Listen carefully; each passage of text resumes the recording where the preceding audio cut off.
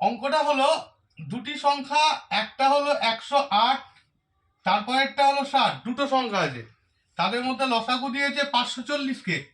তোমাকে গসাগু কত হবে বের করতে হবে। অপশান দিয়েছে 16, 12, 16, 14, 12, 20।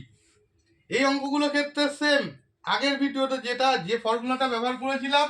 এটা যদি স্কুলের পরীক্ষায় দেয়, তার জন্য যদি স্কুলের পরীক্ষায় দেয়, ফার্স্ট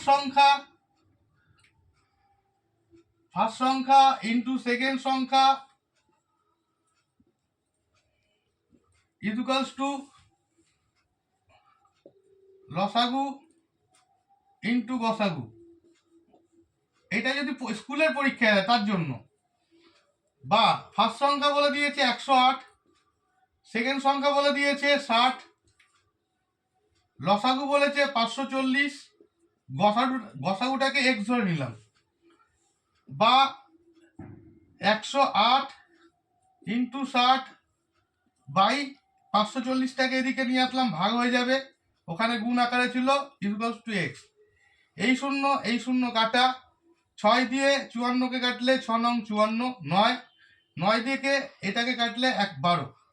তাহলে বা এক্স ইকুয়ালস টু 12, উত্তর হয়ে যাবে 12। তার মানে গসাগু হবে 12। এইটাই যদি তুমি চাকরির পরীক্ষায় করো, এই অঙ্কটা যদি তুমি চাকরির পরীক্ষায় করো, তাহলে তোমাকে করতে হবে এরকম করে, কিচ্ছু করবো না, দুটো সংখ্যা গুণ করব, লসাগু দিয়ে ভাগ করে দেবো। দুটো সংখ্যায় গুণ করব, লসাগু দিয়ে ভাগ করে দেবো। দুটো সংখ্যায় গুণ করছি, দুটো সংখ্যা মানে এখানে আছে 108,